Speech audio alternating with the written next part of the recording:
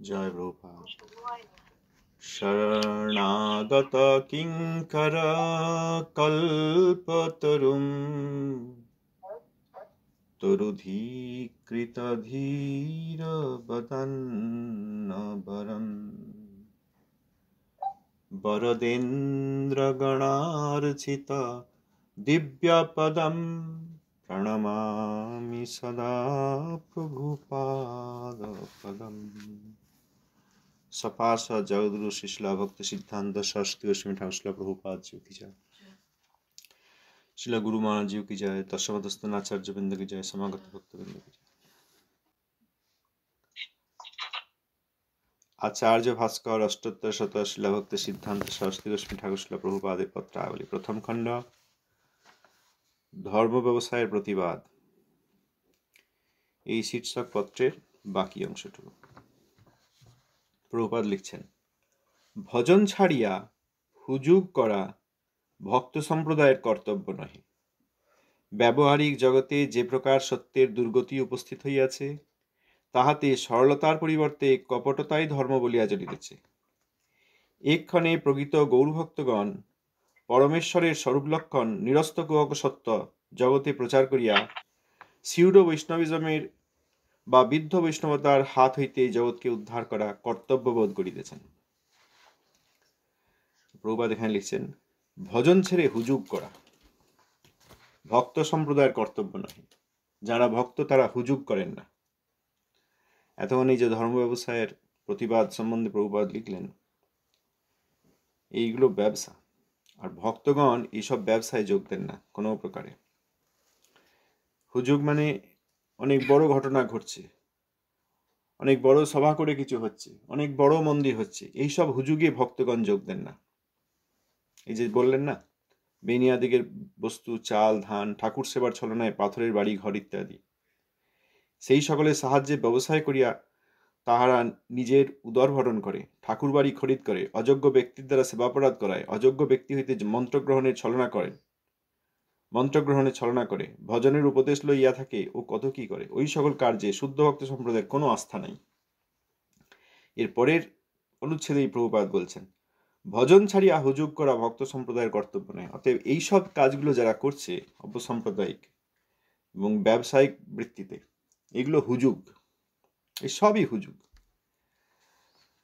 ব্যবহারিক জগতে যে প্রকার সত্যের দুর্গতি উপস্থিত হইয়াছে, তাহাতে সরলতার পরিবর্তে কপটতাই ধর্ম বলিয়া চলিতেছে। বেশিরভাগ লোক সব কপট, সরল নন, হৃদয় এক মুখে এক। দেখবেন না, অনেকে একবারে এসে দণ্ডবোধ করবে, গা হাত পা টিপে দেবে, খুব নিচু স্বরে মধুর কণ্ঠে কথা বলবে, কিন্তু হৃদয়ে কি আছে বলবে না। হৃদয় একরকম, মুখে আর রকম। এই হচ্ছে কপটতা। সরলতাই নেই, বর্তমানে সরলতাই নাই। এই সত্যের দুর্গতি, হৃদয় একরকম আর বাইরে মিথ্যা। যার উপর ভরসা নাই, যাকে সম্মান করা যাচ্ছে না, গুরুবর্গের কথা শোনা হচ্ছে সেখানেও শ্রদ্ধা নাই, কিন্তু কথা বলার সময় দেখবেন একবারে খুব নরম গলা, ঠাকুরের নাম নিয়ে যেন একবারে পায়ে পড়ে যাচ্ছে। দরকার নেই তো। প্রভুপাদের কথাটা শুনতে হবে, প্রভুপাদের কথাটা শুনতে হবে, প্রভুপাদের কথা শুনে সেই অনুযায়ী চলতে হবে, তবে আমাদের সকলেরই মঙ্গল হবে। আমরা কেউ কারোর মধ্যে এখানে সম্মান অসম্মান কিচ্ছু চাইছি না। প্রভুপাদ বলছেন, এক্ষণে প্রকৃত গৌরভক্তগণ পরমেশ্বরের স্বরূপলক্ষণ নিরস্ত কুহক সত্য জগতে প্রচার করিয়া সিউড বৈষ্ণবেজমের বা বিদ্ধ বৈষ্ণবতার হাত হইতে জগৎকে উদ্ধার করা কর্তব্য বোধ করিতেছেন। সরলতা দরকার, সরলতাই বৈষ্ণবতা। হৃদয়ে এক আর বাইরে একরকম ব্যবহার, এটা সরলতা নয়। সুতরাং এইসব ব্যবসায় কপটতা, এইসব ব্যবসায় যোগ দেওয়াও কপটতা। যেমন যারা বিক্রি করছেন, ব্যবস্থা করছেন, তারা কপট। যারা খরিদ করছেন, এইসবের সমর্থন করছেন, অর্থাদি দিয়ে এইসব বস্তু কিনে নিচ্ছেন, তারাও কপটতার মধ্যে পড়ে যাচ্ছেন। ক্রয় এবং বিক্রয়কারী দুইজনেই।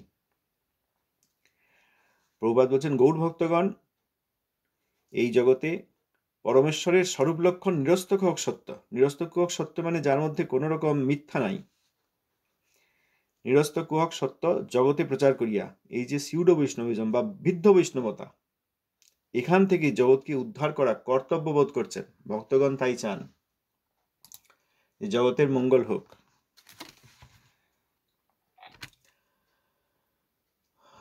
শ্রী ভক্তিনাথ ঠাকুর মহাশয় এই বিষয়ে এক কথা বলেছেন। কেউ কেউ ভাবতে পারেন যে আমাদের প্রয়োজন কি, কে কী করছে আমাদের দেখার দরকার নেই, আমরা আমাদের মতো করব। তাহলে কেউ ধর্ম ব্যবসায় করছে, আমার কি, আমি তো ধর্ম ব্যবসায় করব না বা তাতে যোগ দেব না, সুতরাং আমার তাতে অসুবিধা কি?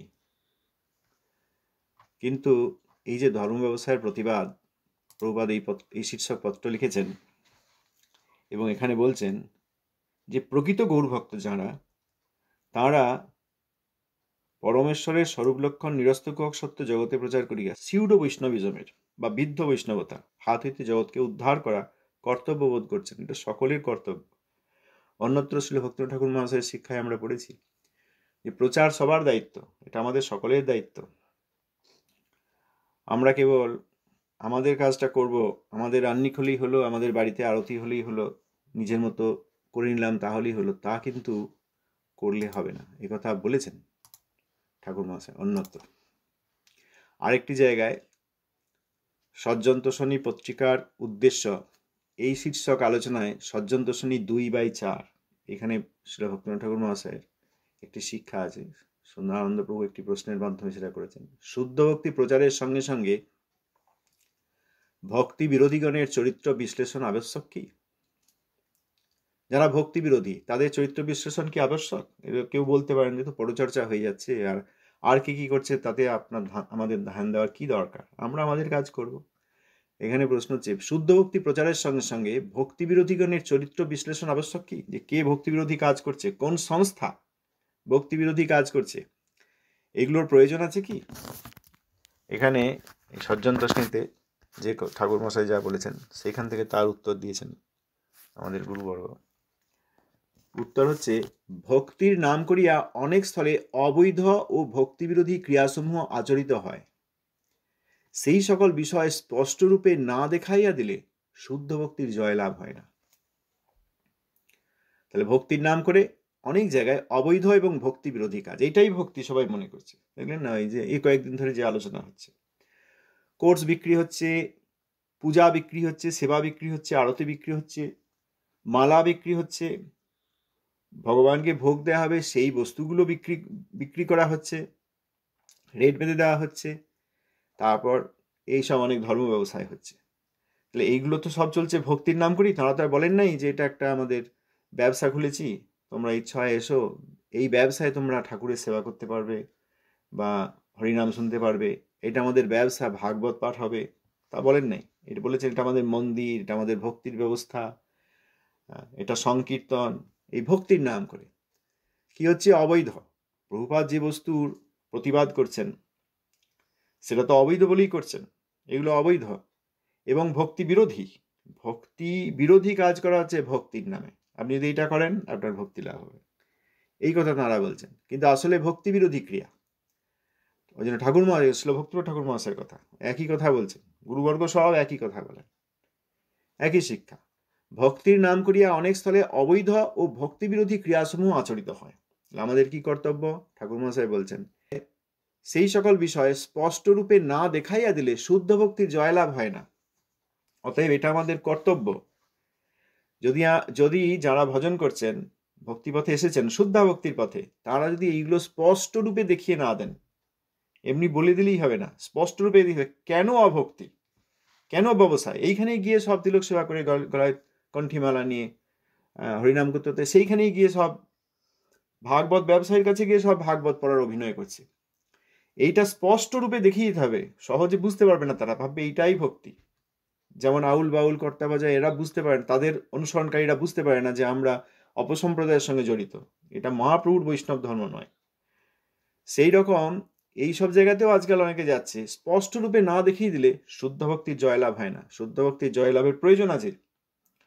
অতএব যারা শুদ্ধা ভক্তির পথে এসেছেন এবং শুদ্ধা ভক্তির সন্ধান পেয়েছেন, শুদ্ধা ভক্তির অনুষ্ঠান করছেন, তাদের এটা কর্তব্য। এখানে প্রভুপাদ বলছেন জগতে প্রচার করিয়া সিউডো বৈষ্ণবিজমের বা বৃদ্ধ বৈষ্ণবতার হাত হইতে জগৎকে উদ্ধার করা কর্তব্য বোধ করিতেছেন। এটা আমাদের সবার দায়িত্ব।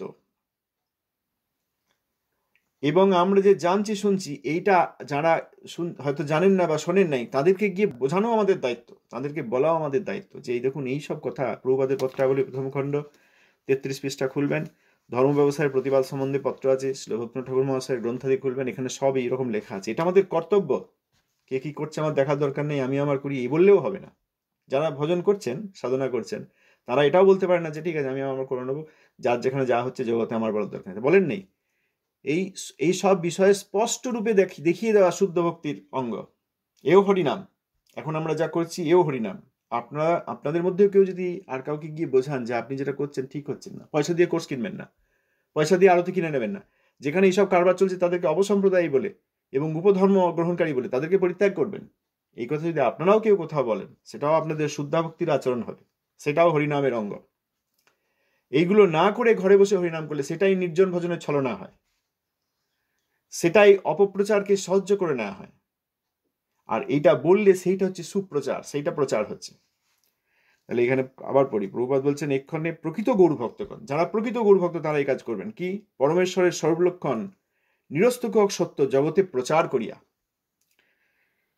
শিউর বৈষ্ণবিজমের বা বৃদ্ধ বৈষ্ণবতার হাত হইতে জগৎকে উদ্ধার করা কর্তব্য বোধ করিতেছেন। কেউ কেউ ভাবতে পারেন একই কথা বারবার কেন পড়ছে। একই কথা বারবার না পড়লে আমরা ধরতে পারি না এর যে কত গুরুত্ব, আমরা বুঝতে পারি না, শুনতে পাই না। আমাদের উদাহরণ আছে অনেক। কেউ কেউ বলতে পারেন চলবে কি করে, কেউ কেউ বলেন, আমি শুনেছি। দেখুন, ছিল সুখদেব গোস্বামী পাদজিউ, তিনি তো শ্রীমদ্ ভাগবতের প্রবক্তা। ব্যাসদেবের কাছ থেকে পেলেন, তারপর মধুর করে বললেন, প্রচার করলেন পরীক্ষিত মহারাজকে। কেন? পরীক্ষিত মহারাজ তখন মৃত্যু ভয়ে ভীত। যেমন এরকম অভিশাপ পেয়েছি, ঋষির পুত্র অভিশাপ দিয়েছে 7 দিনের মধ্যে আমার মৃত্যু হবে। তা তখন এই মৃত্যু ভয় পেলে তখন তিনি অনেক খুঁজলেন যে কে আমাকে উদ্ধার করতে পারে। অনেক ছিলেন, সুকর্মী, জ্ঞানী, যোগী অনেকে ছিলেন তার রাজত্বে। কেউ এসে বলতে পারলেন না হ্যাঁ মহারাজ আপনি এই করুন, আপনার ভয় থেকে আপনি মুক্ত পাবেন, এই যে ভয় হচ্ছে এর থেকে মুক্তি পাবেন। তখন এই 16 বছরের যুবক ছিল সুখদেব গোস্বামীপাদ, তিনি মহাজ্ঞানী, এবং তার পরবর্তীকালে এই ভাগবতী কথা শ্রীল ব্যাসদেবের কাছ থেকে শোনার পর তাঁর শুদ্ধাভক্তির উদয় হয়েছে। তখন তিনি বস্ত্রাদিও পড়েন না, জাগতিক কোনো দর্শনই নাই, শরীর দর্শন মনোদর্শন নাই, ওই জন্য বস্ত্রাদিও পড়েন না। তিনি এসে বললেন হ্যাঁ রাজন, আমি আপনাকে এই ভয় থেকে মুক্ত করতে পারি। কি করতে হবে? আপনি শুধু এখানে এসে বসে শুনুন, খুব সহজ পদ্ধতি, বড় হোম যজ্ঞ যাগ যজ্ঞ কিছুই করতে হবে না, আপনি শুধু এসে 7 দিন শ্রবণ করুন। তিনি শ্রীমদ্ ভাগবত বললেন। এই সুখদেব গোস্বামীপাদ কি নিয়েছিলেন? আমাদের মতো সাধারণ গৃহস্থ বা সাধারণ ব্যক্তি ছিলেন না, অল্প পুঁজির ব্যক্তি ছিলেন না, মহারাজ ছিলেন, পরীক্ষিত মহারাজ, শশাগরা পৃথিবীর মহারাজ। সেই মহারাজ পরীক্ষিতের কাছে শ্রীমদ্ ভাগবত বলে ছিল সুখদেব গোস্বামীপাদ কি দক্ষিণা নিয়েছিলেন। এমনও তো নয় যে পরীক্ষিত মহারাজ বলেন ঠিক আছে আপনাকে আমি একটা বস্ত্র দিচ্ছি, বা আপনাকে এই ধন দিচ্ছি, বা আপনাকে এই স্থান করে দিচ্ছি, আপনি এখানে থাকুন, বা আমার রাজত্বের এই অংশ আপনাকে দিয়ে দিচ্ছি, কিছুই নাই। তিনি শ্রীমদ্ ভাগবত বলা হয়ে গেল, তিনি জিজ্ঞেস করলেন যে তোমার কি মৃত্যু ভয় এখন গিয়েছে? পরীক্ষিত মহারাজ বললেন হ্যাঁ আমার আর মৃত্যু ভয় নেই, শরীরের মৃত্যু হচ্ছে, আত্মার মৃত্যু হয় না, আমি নিত্য ভগবত দাস। এখন তক্ষকে সে আমাকে যত খুশি দংশন করতে পারে। তারপর সুখদেব গোস্বামীপাদ আবার চলে গেলেন। তিনি তো কোনো কিছুই নেননি তার কাছ থেকে, কিছুই নেননি, শুধু শ্রদ্ধাপূর্বক শ্রীমদ্ ভাগবত শ্রবণ করেছিলেন। আমাদের এইটা বুঝতে হবে যে প্রকৃত ভাগবত পাঠক তার হৃদয়ে কৃষ্ণ থাকবেন, হৃদয়ে শ্রীমদ্ ভাগবত থাকবেন, শব্দ ব্রহ্মরূপী প্রেমরূপী কৃষ্ণ। সেই প্রেমই স্বাভাবিকভাবে প্রকাশিত হবে অপ্রাকৃত শব্দরূপে। যেমন শিবজির মাথা হাতে জটা থেকে গঙ্গা দেবী আসছেন, কোনো কৃত্রিমভাবে কেউ এরকম জল বার করতে পারবে না। গঙ্গা দেবী আছেন, তাই তিনি নৃত্য করতে করতে ধরাধামে আসছেন জীবকে উদ্ধার করার জন্য। তার মস্তকে আছেন গঙ্গা দেবী, সেই জন্য আসছেন। আমাদের মস্তকে গঙ্গা দেবী নাই, আমরা এরকম করে বার করতে পারবো কেউ মাথা থেকে গঙ্গা জল বেরিয়ে আসছে? হৃদয়ে ভাগবত থাকবেন, তবে তো ভাগবত অনুশীলন হবে, তবে তো তিনি কীর্তন করবেন, তবে তো আমরা শ্রবণ করে মঙ্গল লাভ করব। কেউ সংসার চালাতে হবে, কেউ বড় অট্টালিকা, মন্দিরের নামে অট্টালিকা করতে হবে, পাথরের মন্দির করতে হবে, সোনারূপার মন্দির করতে হবে, তারপরে সেটা একটা বড় ব্যবসায় পরিণত হবে, আরও লোক আসবে, এটা একবার শুরু হয়ে গেলে প্রচুর প্রণামী পড়বে, তারপর সেখানে আমরাও অনেক কিছু বিক্রয় করব। এই আমাদের একজন ভক্ত পাঠিয়েছিলেন, ইটালিয়ান রান্না বিক্রি হচ্ছে, তারপরে বিগ্রহ সেবা কী করে করতে হয় সেটা বিক্রি হচ্ছে, সেই জ্ঞানটা বিক্রয় করা হচ্ছে। আবার শুনলাম গায়ত্রীর একটা কোর্স হচ্ছে, যে গায়ত্রী কোথাও বলতে নাই, একমাত্র গুরুদেব বলেন, যিনি সিদ্ধ মহাত্মা, তিনি সৎ শিষ্যকে বলেন। সৎ শিষ্য আর কাউকে বলতে পারেন না। একই গুরুদেবের শিষ্য, শিষ্যরাও নিজেদের মধ্যে এই মন্ত্রাদি বলা নেওয়া করতে পারেন না, একমাত্র কেউ যদি সিদ্ধ মহাত্মা হন তিনি এবার পারেন। তাহলে এই সব জিনিসগুলো কি করে হচ্ছে? সুখদেব গোস্বামী পাদ তো কোনো দক্ষিণা নেন নাই, তাকে রাজাও কিছু ওরকম দিতে দেন নাই, আর তিনিও কিছু চান নাই, আবার তিনি চলে গেলেন ওই অবস্থাতেই। আবার দেখুন মহাপ্রভুর পার্শ্বদের মধ্যে যাকেই দেখবেন, একজন উদাহরণ নিতে পারেন, শ্রী মহাপ্রভুর পার্শ্বদ ছিল শ্রীধর পণ্ডিত। বাহ্যত তার অর্থাদি বিশেষ ছিল না, কিন্তু তিনি কৃষ্ণ প্রেম ধনে ধনী ছিলেন। মহাপ্রভু মহাপ্রকাশ লীলার সময় বলেছিলেন, শ্রীধর তোমার অনেক ধন আছে, তুমি এই সবাইকে দাও। কি না প্রেম ধন। মহাপ্রভু যখন ভ্রমণ করতে করতে তাঁর গৃহে গিয়েছিলেন, তখন ওই ফুটো হওয়া ঘটির জল, ভাঙা ফুটো হওয়া ঘটির জল মহাপ্রভু পেয়ে নিয়েছিলেন, পান করে নিয়েছিলেন। আর শ্রীধর পণ্ডিত সেই দেখে অজ্ঞান হয়ে গেলেন, যে হায় হায় আমার প্রভু এসেছেন, কি পাত্রে জল পেলেন। এইরকম তার পরিস্থিতি। তো তিনি তো সংস্কৃতের পণ্ডিত ছিলেন, তার নাম শ্রী শ্রীধর, সংস্কৃতের পণ্ডিত। তা তিনি গ্রন্থাদি পড়িয়ে অর্থাদি রোজগার করতে পারতেন, করেছেন। শ্রীধর পণ্ডিত কি করেছেন? তিনি গ্রন্থাদি পড়ে অর্থ রোজগার করতে পারতেন, তিনি সংস্কৃত শ্লোক লিখে, গ্রন্থ লিখে তাতে অর্থ রোজগার করতে পারতেন। কিন্তু তার বৃত্তি কি ছিল? কলা, থোড়, মোচা, এই সব বাজারে বিক্রি করা, এই জীবিকা নির্ণয়ের ব্যবস্থা। ক্ষুদ্র, খুব ক্ষুদ্র, আমাদের চোখে খুব ক্ষুদ্র ব্যবস্থা।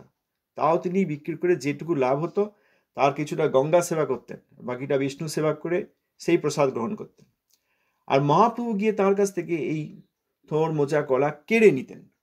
যখন তিনি বিদ্যাবিলাস লীলা করছেন নবদ্বীপে, মহাপ্রকাশ লীলা শুরু করেন নাই, কীর্তন বিলাস শুরু করেন নাই, বিদ্যাবিলাস করছেন, তখন কেড়ে নিতেন, পণ্ডিত দাও, এরকম। আর শ্রীধর পণ্ডিতকে দাম না দিয়ে নিয়ে চলে যেতেন। এই কথা আছে যে ভক্তের দ্রব্য প্রভু কারি কারি লয়, অভক্তের দ্রব্য প্রভু উলটি না চায়, এরকম শ্লোক আছে। আমার হয়তো একটু ভুল হলো বলতে, স্মরণে নাই। ভক্তের দ্রব্য প্রভু কারি কারি খায়, অভক্তের দ্রব্য প্রভু উলটি না চায়, ঠিক মতো। তা সেখানে শ্রীধর পণ্ডিত তাঁর এত প্রিয় পার্শ্বদ যে তিনি কেড়ে নিতেন, মূল্যও দিতেন না। আবার যদি শ্রীধর পণ্ডিত বলতেন, ঠাকুর এটা তুমি দিচ্ছ না, বললেন তুমি তো নিয়ে অর্ধেক গঙ্গার সেবা করো, তুমি যে গঙ্গার সেবা করো আমি সেই গঙ্গার বাপ। বিদ্যাবিলাস করছেন, তখনও মহাপ্রকাশ লীলা শুরু করেন নাই। তখন শ্রীধর পণ্ডিত কানে আঙুল দিয়ে বলতে, ছি ছি ছি প্রভু, তুমি ব্রাহ্মণ, বিদ্বান, গঙ্গা বলেও কি তোমার ভয় নেই? এইসব কথাবার্তা হতো। পরবর্তীকালে যখন মহাপ্রভু মহাপ্রকাশ লীলা করে প্রেম দান করছেন সবাইকে, তখন শ্রীধর পণ্ডিত এসে ক্রন্দন করে আর বলতে পারছেন না, যে যে বিদ্বান পণ্ডিত আমার কাছ থেকে এইরকম সব দ্রব্য কেড়ে কেড়ে নিত, সে যেন আমার জীবনের পর জীবন নিত্যকাল আমার প্রভু থাকে, এইটুকু আমি প্রার্থনা করছি। তিনি কি ব্যবসা করতেন?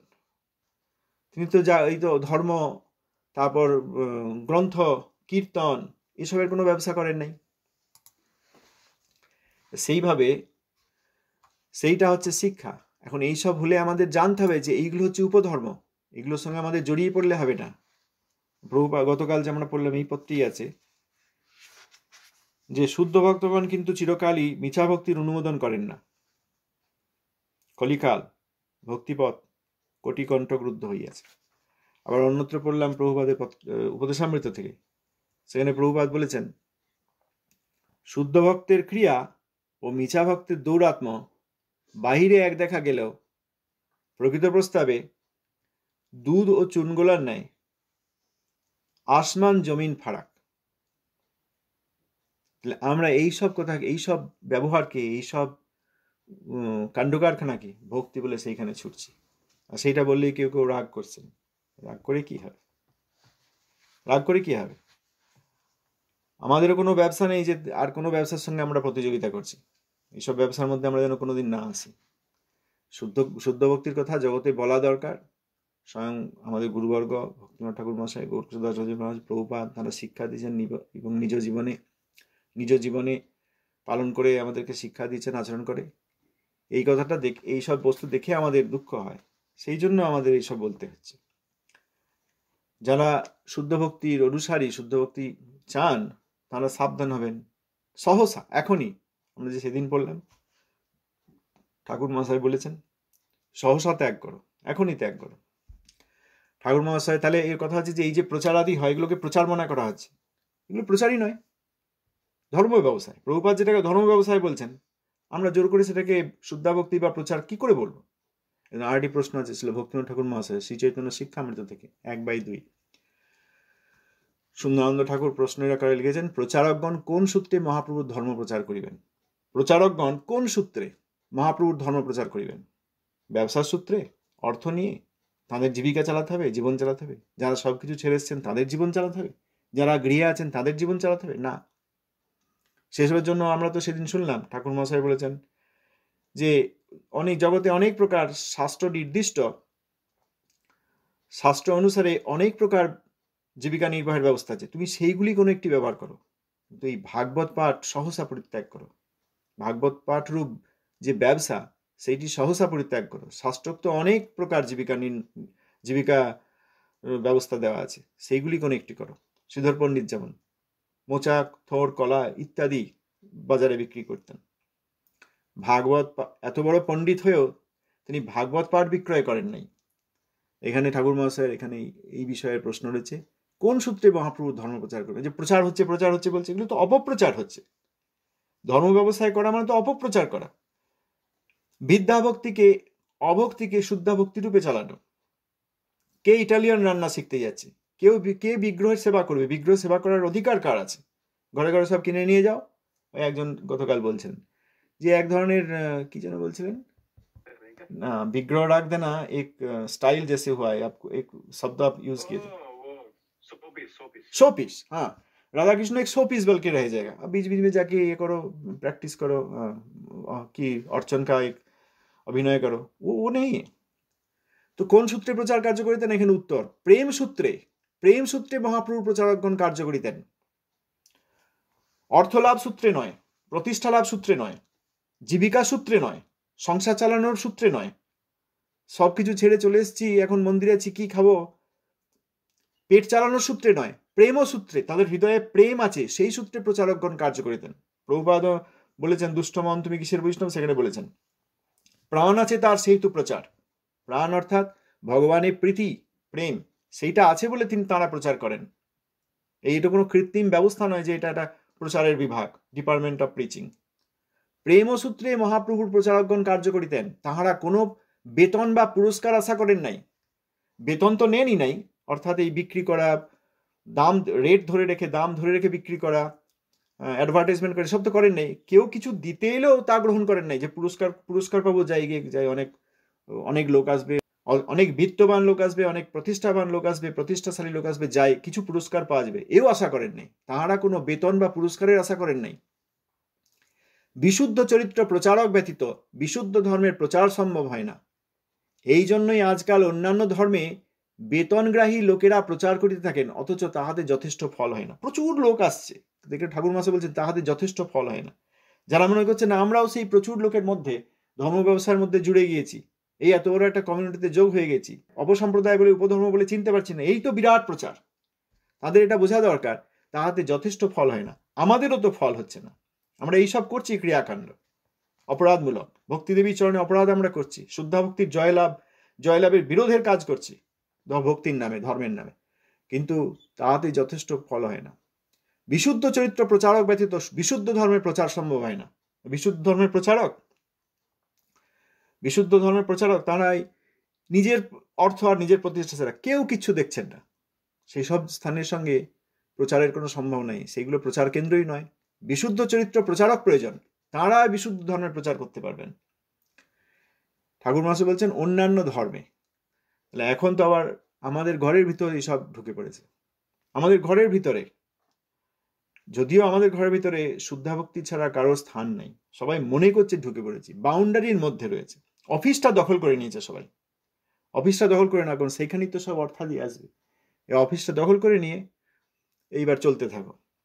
তাহলে এই অফিসে যারা ঢুকে পড়েছে তারা যেন মনে না করে যে আমরা মন্দিরের অধিবাসী, তারা ওই বাহ্যত ইটকাট পাথর অট্টালিকার অধিবাসী। তারা কিন্তু বিশুদ্ধ ধর্ম বা বিশুদ্ধ ধর্মের প্রচার কেন্দ্র বা আমাদের গুরুবর্গের কারোর দর্শন আজ পর্যন্ত পান নাই। বলবে না এতে তারাই তো কেউ আরতি করছে, তারাই তো কীর্তন করছে, তারাই নাচানাচি করছে হাত পা তুলে, ওসব কিছুই নয়। ও আরতিও নয়, দর্শনও নয়, ও নৃত্যও নয়, ও কীর্তনও নয়। তা যদি হতো তাহলে ঠাকুরমা সেরকম লিখতেন না। বিশুদ্ধ চরিত্র হতে হবে, হৃদয়ে প্রেম থাকতে হবে, প্রেম সূত্রে। যখন কোনো বাবা মা বড় আনন্দ করে তাদের সন্তানের কোনো কীর্তি বলেন, জানো এইরকম ছোট ছেলে এরকম কবিতা বলছে, বা ছোট ছেলে এরকম নৃত্য করতে পারে, বা এরকম আঁকতে পারে, তারা প্রেম সূত্রে বলেন। তারা এই জগতের উদাহরণ দিচ্ছি, তারা সন্তানকে এত ভালোবাসেন যে সেই কথা সবার সামনে স্বাভাবিকভাবেই বলেন। সর্বত্র বলেন না, যেখানে তাদের সন্তানের প্রতি প্রীতিবিশিষ্ট ব্যক্তি আছেন তাদেরকে গিয়ে বলেন, বাজারে গিয়ে বলেন না। বাজারে গিয়ে কেউ বলে জানো আমার বাচ্চা এতটুকু বাচ্চা, এত কম বয়সে এত সুন্দর আঁকতে পারে, আপনি অবাক হয়ে যাবেন। সবাইকে বলে বাজারে গিয়ে? বলে না। তাদের সঙ্গে সম্বন্ধ আছে, তাদের সন্তানকে চেনে ভালোবাসে, তাদেরকে গিয়ে বলছে প্রেম সূত্রে। মহাপ্রভুর কথা প্রেম সূত্রে বলা হচ্ছে না, অর্থ সূত্রে, জীবিকা সূত্রে, ব্যবসা সূত্রে, অভক্তি সূত্রে, বিদ্যাভক্তি সূত্রে, প্রতিষ্ঠা সূত্রে এই বলা হচ্ছে। ঠাকুর মহাশয় বলছেন এই জন্যই আজকাল অন্যান্য ধর্মে বেতনগ্রাহী লোকেরা প্রচার করতে থাকেন, অথচ তাহাতে যথেষ্ট ফল হয় না। অন্যান্য ধর্মে বেতনগ্রাহী হয় না, যে আপনাকে কোলগেট দেওয়া হবে, ব্রাশ দেওয়া হবে, এত টাকা মাসে দেওয়া হবে, আপনি সেটা বাড়িতে পাঠাতে পারেন। তারপর যদি আপনার সৌভাগ্য হয় আপনাকে বিদেশেও পাঠিয়ে দেওয়া হবে। দেখা যায়, সেদিন গেছিলাম, একজন বঙ্গেরই লোক দেখা হলো একটি বড় মন্দিরে, খুবই এখানে খুবই ফেমাস, খুবই প্রতিষ্ঠা আছে সেই মন্দিরে। তা আছেন, তাকে গিয়ে আমি জোড়হাত করলাম, জিজ্ঞেস করলাম, তারপরে যে আপনাকে দীক্ষা হয়ে গেছে? তিনি বললেন জন্ম থেকেই আমার দীক্ষা হয়ে গেছে, জন্ম থেকেই দীক্ষা হয়ে গেছে। আচ্ছা, এইরকম কি করছেন? হ্যাঁ, এরকম কতদিন আছেন? প্রায় 1.5 বছর এসছি, ভিসা নিয়ে এসছি। নম্বর লেগে গেছে, জ্যাকপট।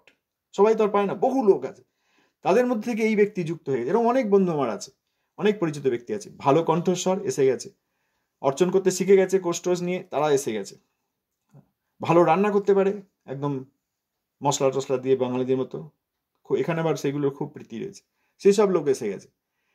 এই তো এখন আমাদের ঘরের ভিতর ঢুকে পড়ার চেষ্টা করছে, কিন্তু শুদ্ধাভক্তির গৃহে তারা ঢুকতে পারেন নাই, বিশুদ্ধ প্রচার কেন্দ্রে তারা আসতে পারেন নাই, বিশুদ্ধ আচরক নন, ভক্তি ধর্মের আচরক নন, সেজন্য বিশুদ্ধ প্রচারক নন, কারণ হৃদয়ে প্রেম নাই, হৃদয়ে অর্থ আছে, প্রতিষ্ঠা আছে, ভিসা আছে, ইনকাম আছে। এরকম একজন ছিল, সে থাকতো, খুব সেবা করতো, দেখে এরকম বন্ধুত্ব ছিল, বাংলার লোক তো, বাংলার লোক পেলে হয়তো বন্ধুত্ব করে।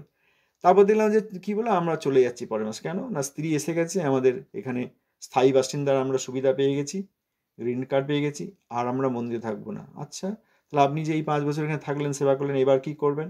আমরা ওই একটা দোকানে কাজ পেয়ে গেছি অন্য শহরে, আমরা সেখানে চলে যাচ্ছি, এখন আমরা স্বামী স্ত্রী বাস করবো। বাস 5 বছর ধরে খুব হচ্ছিল বিদেশে প্রচারের ব্যবস্থা, হ্যাঁ, রান্না বান্না অর্চনের ব্যবস্থা করে দিত, কীর্তন করতো, লোকের সঙ্গে যোগাযোগ রাখতো, সব ওই গ্রিন কার্ড হয়ে গেল, বাস। তাহলে গ্রিন কার্ডের সূত্রে তারা এসেছিলেন, ভিসা সূত্রে এসেছিলেন, প্রেম সূত্রে আসেননি। প্রেম সূত্রে মহাপ্রভুর প্রচারক সেই বস্তু হয়নি। এই বেতনগ্রাহী লোকেরা এই প্রচারের অভিনয় করতে থাকেন, কিন্তু তাহাতে যথেষ্ট ফল হয় না। এখন কেউ যদি তবুও সেইখানে গিয়ে আমরা মনে করি যে প্রচার হচ্ছে যাই শুদ্ধ ভক্তি পাবো, তাহলে দুর্ভাগ্যই বুঝতে হবে। কারণ প্রভুপাদ ভক্তিনাথ ঠাকুরের কথা তো আমার কথা বলছি না, যা লেখা আছে তাই বলছি, যা লেখা আছে সেটা বলছি, যাতে আমরা পালন করতে পারি এবং আরো সকলকে বোঝাতে পারি। সকলকে বোঝানো দরকার, কেবল নিজে সরে আসলেও হবে না, যাদেরকে চিনি তাদেরকেও গিয়ে ধরে ধরে বলতে হবে। এইটাই কৃষ্ণ কথা, এটাই হরিনাম। যারে দেখো তারে কহ কৃষ্ণ উপদেশ। কৃষ্ণ উপদেশ করবেন, তার প্রথমেই তো এই অভক্তির, বিদ্যাভক্তির যে আচরণগুলো, এগুলোকে ছাড়তে হবে। বন্ধ সকল পত্র পরিষ্কার বাসুদেব ভয় বলছে, দণ্ডবত প্রণাম।